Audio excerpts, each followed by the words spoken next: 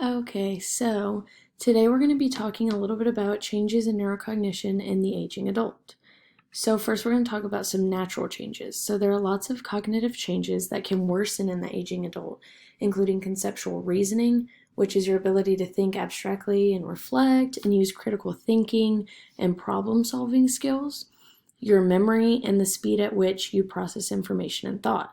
So those all naturally decline over time and really shouldn't be mistaken for signs of a more serious illness. So during my study of this topic, I really found that there are two kinds of intelligence. There's crystallized intelligence, which are your skills, your ability, and your knowledge that's overlearned, well practiced, and super familiar to you. So this kind of intelligence can be increased in the older adult since it's based on facts that are rooted in experiences. So as you can see on the chart, the darker line, it goes up as you get older because those increase. So as you age and accumulate new knowledge and understanding, crystallized intelligence becomes stronger. So some examples of that are knowing how to ride a bike, stuff like that, reading a book, and our vocabulary. Those all increase and accumulate. So then there's fluid intelligence, which is the ability to problem solve and respond based on information you haven't really fully learned yet. So it involves being able to think and reason abstractly and solve problems, and this ability is considered independent of learning, experience, and education. So all of that kind of goes out the window. It's more of what you can do on the spot without previous knowledge. So this type of intelligence, as you can see on the chart, it tends to decline as you age because you can't grow on that. It just is something that your brain does. Some examples are solving puzzles, coming up with problem-solving strategies. So now we're going to talk a little bit about how to assess. So at the beginning of a patient's stay, it's always really important to identify their baseline cognitive status so that you can take note of any changes throughout their stay. It's really, really important that you get this information even if you need to talk to a family member to get it. A mini mental state exam can be used as a general test of cognitive status that can help you identify any mental status impairments in your patient. So it's not really adequate for diagnosing illnesses by itself, but it is a standardized method that everyone uses to assess mental status, cognition, and it helps provide that baseline for you.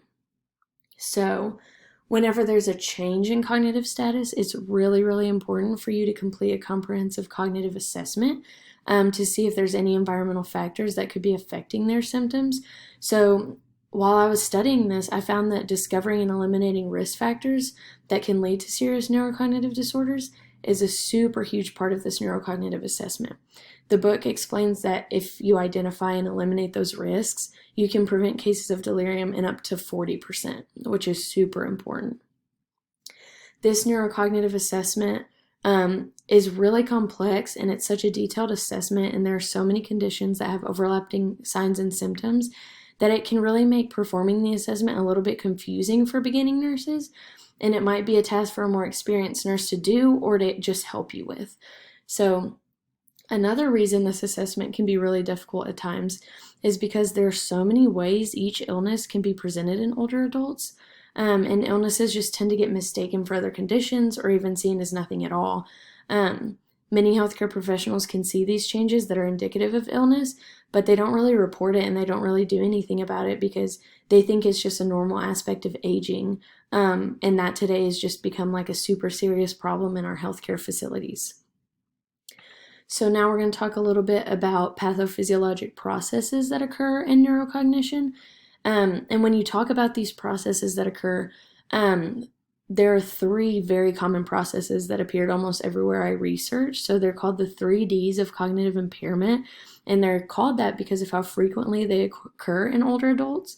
But it's really important to remember that these aren't a common consequence of age, but only that the incidence can increase with age. So it's not a normal thing that happens with age. So the first D is delirium. That's an acute decline in cognitive function and attention that represents brain failure, and it can be defined as an acute confusional state. So there's a reduced ability to focus, sustain, or shift attention, which can lead to cognitive or perceptual disturbances, like you can have a lot of hallucinations or illusions. With delirium, you can also present with disorientation, disordered thinking, defective memory, agitation, inattention, and just stuff like that where you can't really focus.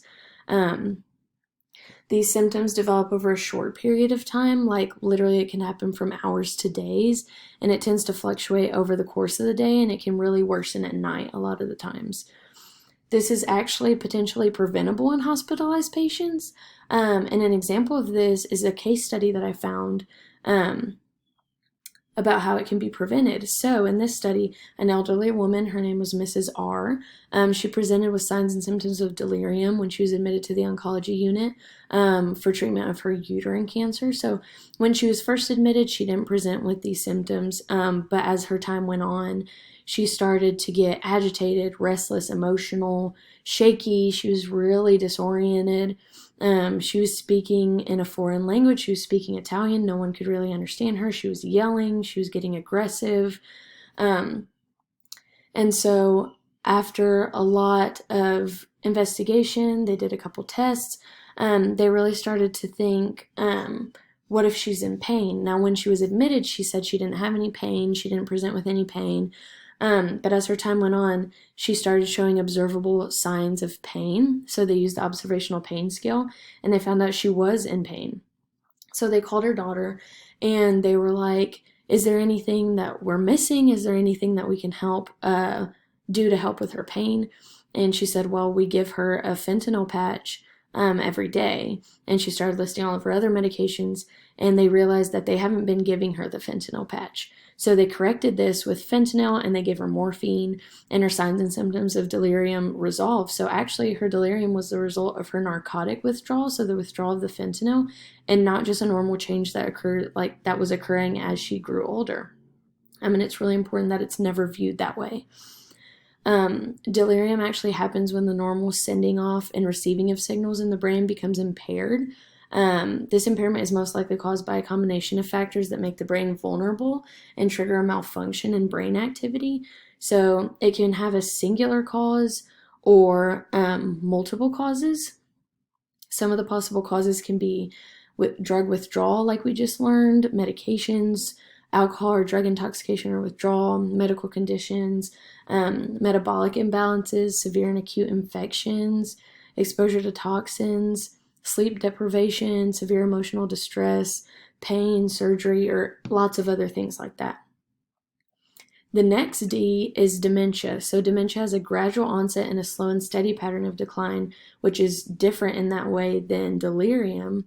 It's characterized by a chronic and progressive loss of cognitive and intellectual functions, disorientation, impaired judgment, and memory loss, but your perception and your consciousness remain intact.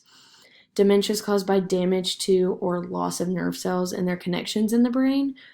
So depending on the area of the brain that's damaged, dementia can affect people differently and cause different symptoms. There are also several diseases that look like dementia, like some diseases that are caused by a reaction to medication or if you have a vitamin deficiency, but it's important to know that those can improve with treatment and shouldn't be mistaken for dementia. This is another important example of why a full assessment of your patient's neurocognitive status is a super important step when these signs and symptoms are noticed. So the third and last D is depression. So depression in older adults is a common disorder that affects their health-related quality of life. So it presents with the same symptoms in older adults as it does in younger populations. So it's not a normal part of aging, and it really should not be taken lightly.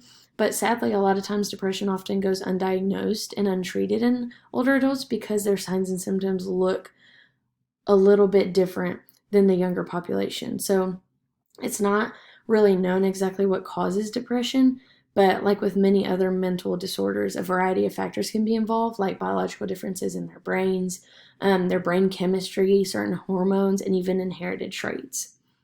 So when I was reviewing the topic of neurocognition, I found a few education points, 5 to be exact, that I thought would be really important to teach to patients and their families that might be struggling with neurocognitive disorders. So the first is it's really more for the family members, but it's really, really important for you to view all behavior of your cognitively impaired family member as meaningful and an expression of their needs. So you need to understand, which this can be a little bit tricky, but that their behavior can communicate distress sometimes. And it's not just them acting out, it's not just a normal change of them growing older, but that it's their way of showing distress. It's their body's way of showing distress. And it's your job to try and find the source of their distress and intervene appropriately. So the second one is it's really, really important that if you have a family member that's experiencing some type of neurocognitive illness or disorder, that you're making sure that you're adding structure to their environment. A brain that's struggling can function so much better if your environment is safe and consistent. So structure is really important for older adults that are experiencing some kind of neurocognitive disorder. Number 3 is that it's really important for you to encourage and provide meaningful activities and relationships for the older adult, even if they don't have a neurocognitive disorder, because they enhance their quality of life, which can then decrease the probability of delirium occurring. So allowing them to choose what they want to do and ensuring that friendships are being made can be really important in improving their neurocognitive status. The fourth is that it's really important to encourage daily activities that improve their cognitive function, like puzzles, problem-solving activities, learning new skills, reading books, and it's important to tailor these activities to their individual interests and mental statuses because these help them to remain much more engaged. The fifth is the biggest takeaway actually that I felt like I've learned from this assignment is that these illnesses are so often undetected or inadequately treated because healthcare professionals and family can a lot of times view these changes as a normal consequence of aging. And in most cases, they're just really not, and they're indicative of a more serious problem. So you need to take these changes seriously and not just assume that they're a normal thing that happens when you grow older. I hope that this presentation was helpful in understanding a little bit more about neurocognitive changes in aging, and that it was helpful for you to understand a little bit more about that. And here are my references.